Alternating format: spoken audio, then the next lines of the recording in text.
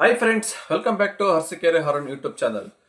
ನಮ್ಮ ಕರ್ನಾಟಕದಲ್ಲಿ bike ಟ್ಯಾಕ್ಸ್ಗೆ green signal ಕೊಟ್ಟು ಅಲ್ಲಿ ಸುಮಾರು ದಿನಗಳೇ ಆಗೋಯ್ತು. ಹೈಕೋರ್ಟಿಂದ ಗ್ರೀನ್ ಸಿಗ್ನಲ್ ಕೂಡ ಬಂತು. ಆದರೆ ಇದರ ವಿರುದ್ಧವಾಗಿ ಇನ್ನೂ ಆಟೋ ಚಾಲಕರಿದಾರಲ್ಲ, ಏನು ನಮಗೆ ಬೈಕ್ ಟ್ಯಾಕ್ಸಿ ಬೇಡ ಕರ್ನಾಟಕದಿಂದ ಸ್ಟ್ರೈಕ್ ಮಾಡ್ತಾನೆ ಇದ್ದಾರೆ. ಪ್ರತಿದಿನ ಒಂದಲ್ಲ ಒಂದು ಗಲಾಟೆ ಇದ್ದಿದ್ದೆ ಬೈಕ್ ಟ್ಯಾಕ್ಸಿ ವಿರುದ್ಧವಾಗಿ ಅವರು ಮಾಡ್ತಾನೆ ಇದ್ದಾರೆ. ಇಷ್ಟು ದಿವಸ ನಮ್ಮ ರಾಜ್ಯ ಸರ್ಕಾರಕ್ಕೆ ಒತ್ತಡ ಏರಿದ್ರು, ಯಾವುದೇ ಕಾರಣಕ್ಕೂ ಬೈಕ್ ಟ್ಯಾಕ್ಸಿ ಬರಬಾರ್ದು, ಇದಕ್ಕೆ ಪಾಲಿಸಿನೂ ತರಬಾರ್ದು, ನೀವು ಬಂದ್ ಮಾಡಲೇಬೇಕು ಸಂಪೂರ್ಣವಾಗಿ, ಇದರಿಂದ ನಮಗೆ ತುಂಬಾ ಪ್ರಾಬ್ಲಮ್ ಆಗ್ತಾ ಇದೆ ಅಂತ ಫುಲ್ ಒತ್ತಡ ಏರ್ತಾನೆ ಇದ್ದಾರೆ. ಈ ತಿಂಗಳು 23ನೇ ತಾರೀಕು ಬರೀ ಗಡುವು ಕೊಟ್ಟಿದ್ದಾರೆ ರಾಜ್ಯ ಸರ್ಕಾರಕ್ಕೆ. ಅದಾದ ನಂತರ ಬೈಕ್ ಟ್ಯಾಕ್ಸಿ ನೀವೇನಾದ್ರು ಬ್ಯಾನ್ ಮಾಡಿಲ್ಲ, ಈಗ ಯಾವುದೇ ತರ ಹೊಸ ಪಾಲಿಸಿ ತರದಲ್ಲಿ ಹಂಗೆ ನಿಲ್ಸಿದ್ರೆ ಸರಿ, ಇಲ್ಲ ಅಂದ್ರೆ ಖಂಡಿತ ನಾವು 23ನೇ ತಾರೀಕು ಕಳೆದು ಸ್ಟ್ರೈಕ್ ಮಾಡ್ತೀವಿ, ಯಾವುದೇ ಕಾರಣಕ್ಕೂ ಆಟೋ ರನ್ ಆಗಲ್ಲ ಅಂತ ಈ ತರ ಒಂದು ಗಲಾಟೆ ಬೇರೆ ಒತ್ತಡ ಏರ್ಬಿಟ್ಟಿದೆ ರಾಜ್ಯ ಸರ್ಕಾರಕ್ಕೆ. ಇದರ ನಡುವೆ ಇವಾಗ ಮತ್ತೊಂದು ಹೊಸದಾಗಿ ಇನ್ನೊಂದು ಉಟ್ಕೊಂಡಿದೆ. ನಮ್ಮ ನರೇಂದ್ರ ಮೋದಿ ಅವರಿಗೆ ಒಂದು ಪತ್ರ ಕೂಡ ಬರೆದಿದ್ದಾರಂತೆ. ಯಾವುದೇ ಕಾರಣಕ್ಕೂ ಕರ್ನಾಟಕದಲ್ಲಿ ಬೈಕ್ ಟ್ಯಾಕ್ಸ್ಗೆ ಪರ್ಮಿಷನ್ ಕೊಡಬೇಡಿ, ಯಾಕೆ ಅಂದ್ರೆ ಇದು ಇಲ್ಲಿಗಲ್ಲು, ಇದು ಸೇಫ್ಟಿ ಇಲ್ಲ. ವಿತೌಟ್ ಸೇಫ್ಟಿಯಾಗಿ ಬೈಕ್ ಟ್ಯಾಕ್ಸಿ ಚಾಲನೆ ಮಾಡ್ತಾ ಇದ್ದಾರೆ ಇಲ್ಲಿ. ಇದರಿಂದ ತುಂಬಾ ಆಕ್ಸಿಡೆಂಟ್ ಆಗ್ತಾ ಇದೆ, ತುಂಬಾ ಜನ ಡೆತ್ ಆಗ್ತಾ ಇದ್ದಾರೆ, ಕೈಕಾಲು ಕಳ್ಕೊಂತ ಇದ್ದಾರೆ. ಇದರಿಂದ ತುಂಬಾ ಜನಕ್ಕೆ ಪ್ರಾಬ್ಲಮ್ಮೇ ಆಗ್ತಾ ಇದೆ, ಒಳ್ಳೇದಂತೂ ಇಲ್ಲ ಅಂತ ಕೆಲವು ಪತ್ರದಲ್ಲಿ ಇನ್ನೂ ಸುಮಾರು ಅನೇಕ ಕಾರಣಗಳನ್ನ ಕೊಟ್ಟು ಬೈಕ್ ಟ್ಯಾಕ್ಸಿಗೆ ಬ್ಯಾನ್ ಮಾಡಕ್ಕೆ ಈ ತರ ಒಂದು ಪತ್ರನ ಬರೆದಿದ್ದಾರೆ. ನಿನ್ನೆ ಕೂಡ ಸುಪ್ರೀಂ ಕೋರ್ಟ್ಗೆ ಮನವಿ ಸಲ್ಲಿಸಕ್ಕೋಸ್ಕರ ಇಷ್ಟು ಸೈನಿಕ ರಾಜ್ಯ ಸರ್ಕಾರ ಒತ್ತಡ ಇಡ್ತಾ ಇದ್ರು, ಸುಪ್ರೀಂ ಕೋರ್ಟ್ಗೆ ಮನವಿ ಸಲ್ಲಿಸಿ, ಮೇನ್ ಮನವಿಗೆ ನೀವೇ ಹೋಗಿ ಅಲ್ಲಿ ಅರ್ಜಿ ಹಾಕ್ಬೇಕು ಬೈಕ್ ಟ್ಯಾಕ್ಸಿಗೆ ಬ್ಯಾನ್ ಮಾಡಿ ಅಂತ. ಇನ್ನು ರಾಹುಲ್ ಗಾಂಧಿ ಹತ್ರ ಹೋದ್ರೆ ಯಾವುದೇ ಕಾರಣಕ್ಕೂ ಬೈಕ್ ಟ್ಯಾಕ್ಸಿ ಬ್ಯಾನ್ ಆಗಲ್ಲ ಅಂತ ಗೊತ್ತಾಯ್ತು ಇವ್ರಿಗೆ. ಯಾಕೆಂದ್ರೆ ಇದಕ್ಕೆ ಮುಂಚೆ ರಾಹುಲ್ ಗಾಂಧಿ ಅವ್ರನ್ನ ರಾಪಿಡೋದ ಅಧ್ಯಕ್ಷರವಾಗಿ ಮೀಟ್ ಮಾಡಿ ಪರ್ಮಿಷನ್ ತಗೊಂಡ್ ಬಂದಿದ್ದು ನಮ್ಮ ಕರ್ನಾಟಕ ರಾಜ್ಯ ಸರ್ಕಾರಕ್ಕೆ. ಅವ್ರ ಕಡೆಯಿಂದ ಕೂಡ ಒಂದು ಒಪ್ಪಿಗೆ ಹೇಳಿಸಿದ್ರು, ರಾಹುಲ್ ಗಾಂಧಿ ಕಡೆಯಿಂದನೇ ಬೈಕ್ ಟ್ಯಾಕ್ಸಿಗೆ ಪರ್ಮಿಷನ್ ಬರ್ಬೇಕಂತ. ಹಂಗಾಗಿ ಇವ್ರ ಕಡೆ ಹೋದ್ರೆ ಯಾವುದೇ ಕಾರಣಕ್ಕೂ ಪರ್ಮಿಷನ್ ಬರಲ್ಲ ಅಂತವ ನರೇಂದ್ರ ಮೋದಿ ಅವ್ರ ಕಡೆ ಹೋಗಿದ್ದಾರೆ. ಲೆಟರ್ ಕೂಡ ಬರ್ದಿದಾರಂತೆ ನರೇಂದ್ರ ಮೋದಿ ಅವರಿಗೆ. ಈ ತರ ಅನೇಕ ರೀಸನ್ಗಳು ಕೊಟ್ಟು ಯಾವುದೇ ಕಾರಣಕ್ಕೂ ಬೈಕ್ ಟ್ಯಾಕ್ಸಿ ರನ್ ಆಗಬಾರ್ದು, ಇದರಿಂದ ನಮಗೆ ತುಂಬಾ ಜನ ಪ್ರಾಬ್ಲಮ್ ಆಗುತ್ತೆ. ಲಕ್ಷಾಂತರ ಜನ ನಮ್ಮ ಆಟೋ ಡ್ರೈವರ್ಸ್ ಇದ್ದಾರೆ ಬೆಂಗಳೂರಲ್ಲಿ, ಕರ್ನಾಟಕದಲ್ಲಿ. ಇದನ್ನೇ ನಂಬ್ಕೊಂಡು ಅವ್ರ ಜೀವನ ಅಳವಡಿಸ್ಕೊಂಡಿದ್ದಾರೆ. ಸುಮಾರು 4 ಲಕ್ಷ ಬಂಡವಾಳ ಹಾಕಿದೀವಿ ಆಟೋಕ್ಕೆ. ಪ್ರತಿನಿತ್ಯ 500 ರೂಪಾಯಿ ಬಿಸ್ನೆಸ್ ಆಗ್ತಾ ಇಲ್ಲ ನಮಗೆ. ಗಾಡಿಗೆ EMI ಕಟ್ಟಕ್ಕಾಗ್ತಾ ಇಲ್ಲ, FC ಮಾಡ್ಸಕ್ಕಾಗ್ತಾ ಇಲ್ಲ, ಫ್ಯಾಮಿಲಿ ಮೇಂಟೈನ್ ಮಾಡೋಕ್ಕಾಗ್ತಾ ಇಲ್ಲ. ಬರೋ ಬಾಡಿಗೆ ಎಲ್ಲ ಬೈಕ್ ಟ್ಯಾಕ್ಸಿ ಅವರೇ ಹೊಡ್ಕೊಂಡು ಹೋಗ್ತಾ ಇದ್ದಾರೆ. ಇವರೇ ದಿನಕ್ಕೆ ಯಾವುದೋ ಒಂದು ಸಣ್ಣ ಪುಟ್ಟ ಬೈಕ್ ತಂದು 20-30 ಸಾವಿರದ ದಿನಕ್ಕೆ 2-2 ಸಾವಿರ ದುಡಿತಾ ಇದ್ದಾರೆ. ನಾವು 4 ಲಕ್ಷ ಬಂಡವಾಳ ಹಾಕಿದೀವಿ, 500 ರೂಪಾಯಿ ಮಾಡೋಕ್ಕಾಗ್ತಾ ಇಲ್ಲ. ಈ ಥರ ಇನ್ನೂ ನಾನಾ ಕಾರಣಗಳು ಕೊಟ್ಟು ಲೆಟರ್ನ ಬರೆದು ಮೋದಿ ತನಕ ಕಳಿಸಿದ್ದಾರೆ. ಹಂಗಾರೆ ಮೋದಿ ಅವ್ರು ಏನು ಮಾಡ್ಬೋದು ಬೈಕ್ ಟ್ಯಾಕ್ಸಿಗೆ? ಖಂಡಿತ ಇದು ಮೋದಿ ಅವ್ರು ಏನು ಮಾಡೋಕ್ಕಾಗಲ್ಲ. ಯಾಕಂದ್ರೆ ಇದಕ್ಕೆ ಪರ್ಮಿಷನ್ ಅಂತದ್ದು ಹೈಕೋರ್ಟು ಇಲ್ಲ ಸುಪ್ರೀಂ ಕೋರ್ಟ್ ಎರಡೇ ಕೊಡಬೇಕಾಗಿರೋದು. ಯಾಕಂದ್ರೆ ಸೆಂಟ್ರಲ್ ಗೌರ್ಮೆಂಟ್ ಇಂದ ಪರ್ಮಿಷನ್ ಬಂದ್ಬಿಟ್ಟಿದೆ. ಪರ್ಮಿಷನ್ ಕೊಡಕ್ ಮುಂಚೆನೆ ಸೆಂಟ್ರಲ್ ಗೌರ್ಮೆಂಟ್ ಇಂದ ಪರ್ಮಿಷನ್ ಕೊಟ್ಟಿದ್ದು. ನಮ್ಮ ಕಡೆಯಿಂದ ಯಾವುದೇ ತರ ತಕರಾರಿಲ್ಲ. ಬೈಕ್ ಟ್ಯಾಕ್ಸಿ ಯಾವುದೇ ತರ ಬೈಕಲ್ಲಿ ಪಬ್ಲಿಕ್ಸ್ಗೆ ಸೇವೆ ಕೊಡ್ಬೋದು ನೀವು ಅಂತ ಸೆಂಟ್ರಲ್ ಗೌರ್ಮೆಂಟ್ ಇಂದಾನೆ ಗ್ರೀನ್ ಸಿಗ್ನಲ್ ಸಿಕ್ಕಿದ ಮೇಲೆನೆ ಬೈಕ್ ಟ್ಯಾಕ್ಸಿ ನಮ್ಮ ಕರ್ನಾಟಕದಲ್ಲಿ ರನ್ ಆಗಿದ್ದು. ಹಂಗಾಗಿ ಸೆಂಟ್ರಲ್ ಇಂದ ಪರ್ಮಿಷನ್ ಬಂದ ಮೇಲೆ ಸ್ಟೇಟ್ ಪರ್ಮಿಷನ್ ಬೇಕಾಗಿತ್ತು. ಸ್ಟೇಟ್ ಗೌರ್ಮೆಂಟ್ ಅಲ್ಲೂ ಪರ್ಮಿಷನ್ ಸಿಕ್ಕಾಯ್ತು ನಮಗೆ ಹೈಕೋರ್ಟ್ ಇದ್ದವ. ನೆಕ್ಸ್ಟ್ ಬೇಕಾಗಿರೋದು ರಾಜ್ಯ ಸರ್ಕಾರದ ಪಾಲಿಸಿ. ರಾಜ್ಯ ಸರ್ಕಾರ ಏನಾದ್ರು ಪಾಲಿಸಿ ತಂದ್ಬಿಟ್ರೆ ಇನ್ನು ಬೈಕ್ ಟ್ಯಾಕ್ಸಿ ಯಾವುದೇ ಕಾರಣಕ್ಕೂ ಸ್ಟಾಪ್ ಮಾಡೋಕ್ಕಾಗಲ್ಲ ಅಂತ ಗೊತ್ತಾಗ್ಬಿಟ್ಟಿದೆ ಇವರಿಗೆ, ಆಟೋ ಸಂಘಟನೆಗಳಿಗೆ. ಹಂಗಾಗಿ ಇವಾಗ ನರೇಂದ್ರ ಮೋದಿ ಅವ್ರ ಹೋಗಿದ್ದಾರೆ. ಯಾವುದೇ ಕಾರಣಕ್ಕೂ ಇದು ಏನು ನಡೆಯಲ್ಲ ಅಲ್ಲೋದ್ರೂ. ಇದು ನಮ್ಮ ಕರ್ನಾಟಕದಲ್ಲಿ ಮಾತ್ರ ರನ್ ಆಗ್ತಾ ಇಲ್ಲ, 18 ಸ್ಟೇಟಲ್ಲೂ ರನ್ ಆಗ್ತಾ ಇದೆ. 18 ಸ್ಟೇಟಲ್ಲೂ ಪರ್ಮಿಷನ್ ಕೊಟ್ಟಿದ್ದಾರೆ ಅವರೇನೆ.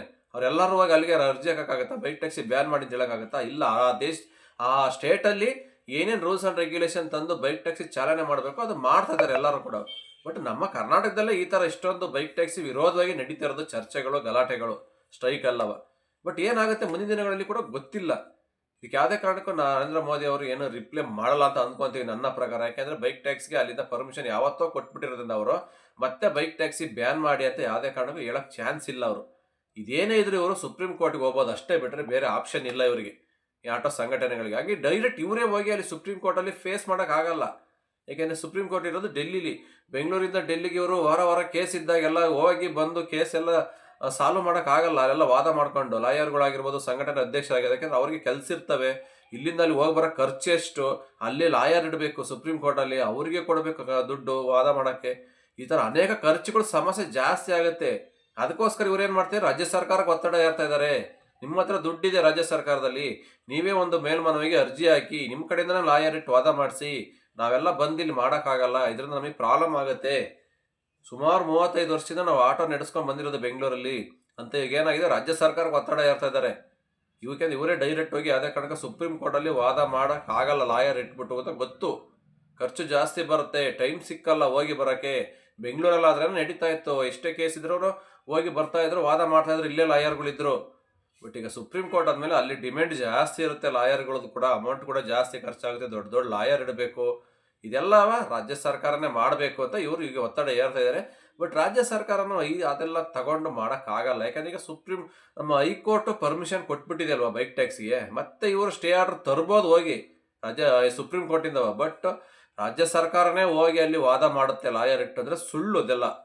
ಯಾಕೆಂದ್ರೆ ಅವ್ರಿಗೆ 108 ಕೆಲಸಗಳು ಇರ್ತವೆ ರಾಜ್ಯ ಸರ್ಕಾರಕ್ಕೆ, ಅದರಲ್ಲಿ ಇವ್ರದ್ದೊಂದು ತಗೊಂಡೋಗಿ ಕೇಸ್ ಇಟ್ಕೊಂಡು ಎಲ್ಲ ವಾದ ಮಾಡ್ಕೊಂಡು ಕೂತ್ಕೊಳಕ್ಕೆ ಅವ್ರಿಗೂ ಆಗಲ್ಲ. ಎರಡೂ ಕಡೆ ನೋಡ್ಬೇಕು ಅವರು, ಬೈಕ್ ಟ್ಯಾಕ್ಸಿಯವರು ನೋಡಬೇಕು, ಆಟೋದವರು ನೋಡಬೇಕು. ಎರಡೂ ಕಡೆಯಿಂದ ಗೌರ್ಮೆಂಟ್ಗೆ ಟ್ಯಾಕ್ಸ್ ಹೋಗ್ತಾ ಇದೆ, ಎರಡೂ ಕಡೆಗೆ ಲಕ್ಷಾಂತರ ಜನ ಕೆಲಸ ಮಾಡ್ತಾ ಇದ್ದಾರೆ. ಎಲ್ಲ ಒಂಥರ ಗೊಂದಲಗಳು ಇದ್ದೇ ಇದೆ ರಾಜ್ಯ ಸರ್ಕಾರಕ್ಕೆ. ಹಂಗಾಗಿ ರಾಜ್ಯ ಸರ್ಕಾರ ಸ್ವಲ್ಪ ಟೈಮ್ ತಗೊತಾ ಇದೆ, ಯಾವುದು ಸಡನ್ ಅಂತ ಡಿಸಿಷನ್ ತಗೊಂಡು ಏನೂ ಮಾಡೋಕೆ ಆಗ್ತಾ ಇಲ್ಲ ಇವಾಗ. ಹಾಗಾಗಿ ಮುಂದಿನ ದಿನಗಳಲ್ಲಿ ಏನಾಗುತ್ತೆ ಅಂತ ಗೊತ್ತಿಲ್ಲ. ನನ್ನ ಪ್ರಕಾರ ಈಗ ಸುಪ್ರೀಂ ಕೋರ್ಟ್ಗೆ ಏನು ಇವ್ರು ಅರ್ಜಿ ಹಾಕಿದಾರಲ್ಲ, ಇವರೇ ಹೋಗಿ ಡೈರೆಕ್ಟಾಗಿ ವಾದ ಮಾಡಬೇಕು, ಇಲ್ಲಾಂದ್ರೆ ರಾಜ್ಯ ಸರ್ಕಾರದಿಂದ ವಾದ ಮಾಡಿಸ್ಬೇಕಾಗುತ್ತೆ. ಬಟ್ ಅದೇನಾಗುತ್ತೆ ಅಂತವ ರಾಜ್ಯ ಸರ್ಕಾರನೇ ಹೇಳಬೇಕು ಬಾಯಿ ಬಿಟ್ಟು, ಅಲ್ಲಿವರೆಗೂ ನಾವೇನು ಹೇಳೋಕ್ಕಾಗಲ್ಲ. ಬಟ್ ಇವಾಗ ನರೇಂದ್ರ ಮೋದಿ ಅವರಿಗೆ ಪತ್ರ ಹೋಗಿದೆಯಲ್ವಾ, ಇದ್ರ ಪ್ರಕಾರ ನನ್ನ ಪ್ರಕಾರ ಆ ಕಡೆಯಿಂದ ಯಾವುದೋ ರಿಪ್ಲೈ ಬರಲ್ಲ. ಬಂದ್ರೂ ಅದು ಪಾಸಿಟಿವ್ ಆಗೇ ಬರುತ್ತೆ ಬೈಕ್ ಟ್ಯಾಕ್ಸಿ ಪರವಾಗಿನೇ. ನಮ್ಮ ಕಡೆಯಿಂದ ಬೈಕ್ ಟ್ಯಾಕ್ಸ್ಗೆ ಪರ್ಮಿಷನ್ ಯಾವತ್ತ ಕೊಟ್ಟಾಗಿದೆ, ಅದು ನೀವು ಸ್ಟೇಟ್ ಗೌರ್ಮೆಂಟು ನೀವು ಅಲ್ಲೇ ಕೇಳ್ಕೋಬೇಕು ಅಂತ ಆ ಥರ ಒಂದೇ ಒಂದು ಡೈರೆಕ್ಟಾಗಿ ಮಾತು ಹೇಳ್ತಾರೆ. ನನ್ನ ಅನಿಸಿಕೆ ಇದೇ ಥರನೇ ಬರುತ್ತೆ ಅಂತವ. ಹಾಗಾಗಿ ಇವ್ರು ಏನೇ ಲೆಟ್ರು ಎಲ್ಲಿಗೆ ತಗೊಂಡೋದ್ರು, ಏನೇ ಮಾಡೋದ್ರು, ಯಾವತ್ತಿದ್ರೂ ಬೈಕ್ ಟ್ಯಾಕ್ಸ್ಗೆ ಗ್ರೀನ್ ಸಿಗ್ನಲ್ ಅಂತ ಇದ್ದೇ ಇದೆ. ಇನ್ನು ಮುಂದೆ ಬೈಕ್ ಟ್ಯಾಕ್ಸಿ ಬ್ಯಾನ್ ಮಾಡೋಕ್ಕೆ ಚಾನ್ಸೇ ಇಲ್ಲ ಕರ್ನಾಟಕದಲ್ಲಿ. ಹಾಗಾಗಿ ರನ್ ಆಗೇ ಆಗುತ್ತೆ. ಬಟ್ ಅದು ನೆಕ್ಸ್ಟ್ ಮುಂದಿನ ದಿನಗಳಲ್ಲಿ ಯಾವ್ಯಾವ ರೂಲ್ಸ್ ಆ್ಯಂಡ್ ರೆಗ್ಯುಲೇಷನ್ ಬಂದು ಹೊಸ ಪಾಲಿಸಿ ಕೊಡ್ತಾರೆ ಅಂತ ಗೊತ್ತಿಲ್ಲ ಬೈಕ್ ಟ್ಯಾಕ್ಸ್ಗೆ. ಅದು ಬಂದರೆ ಪಾಲಿಸಿ ಖಂಡಿತ ಫಾಲೋ ಮಾಡ್ತಾರೆ, ಕೆಲವೊಂದೊಂದು ಆಗಲ್ಲ ಅಂದರೆ ಕೆಲವೊಂದೊಂದು ಅವೇನು ಮಾಡೋಕ್ಕಾಗಲ್ಲ. ನೋಡೋಣ ಏನು ಪಾಲಿಸಿ ತರುತ್ತೆ ಅಂತ ಗೊತ್ತಿಲ್ಲ. ಕೆಲವೇ ದಿನಗಳಲ್ಲಿ ಕೂಡ ಬೈಕ್ ಟ್ಯಾಕ್ಸ್ಗೆ ಹೊಸ ಪಾಲಿಸಿ ಬಂದರೂ ಬರುತ್ತೆ. ಅದ್ರ ಬಗ್ಗೆ ಕೂಡ ನೆಕ್ಸ್ಟ್ ಒಂದು ವಿಡಿಯೋ ಮಾಡ್ತೀನಿ, ಏನು ಪಾಲಿಸಿ ಬಂದಿದೆ ಅಂತ ಮಾಡಿದ್ದೀನಿ. ಬಟ್ ಯಾವಾಗ ಬರುತ್ತೆ ನೆಕ್ಸ್ಟ್ ಅದ್ರ ಬಗ್ಗೆ ಒಂದು ವಿಡಿಯೋ ತಿಳಿಸ್ಕೊಡ್ತೀನಿ ನಾಳೆ ನಾಡೋದ್ರಲ್ಲಿ. ಇಷ್ಟು ಹೇಳ್ತಾ ವಿಡಿಯೋ ಇಲ್ಲಿಗೆ ಮುಗಿಸ್ತಾ ಇದ್ದೀನಿ. ವಿಡಿಯೋ ಇಷ್ಟ ಆದರೆ ಒಂದು ಲೈಕ್ ಮಾಡಿ, ಶೇರ್ ಮಾಡಿ, ನಿಮ್ಮ ಅನಿಸಿಕೆ ಕಮೆಂಟ್ ಬಾಕ್ಸ್ ತಿಳಿಸಿ. ಯಾರೆಲ್ಲ ಚಾನಲ್ನ ಸಬ್ಸ್ಕ್ರೈಬ್ ಮಾಡ್ಕೊಂಡಿಲ್ಲ ಪ್ಲೀಸ್ ಸಬ್ಸ್ಕ್ರೈಬ್ ಮಾಡ್ಕೊಂಡು ವಿಡಿಯೋನ ವಾಚ್ ಮಾಡಿ ಅಂತ ಹೇಳ್ತಾ ಮತ್ತೆ ಸಿಗ್ತೀನಿ ಮುಂದೆ ನೋಡೋದಲ್ಲಿ. ಅಲ್ಲಿವರೆಗೂ take care, bye bye, have a nice day. ಜೈ ಹಿಂದ್, ಜೈ ಕರ್ನಾಟಕ ಮಾತೆ.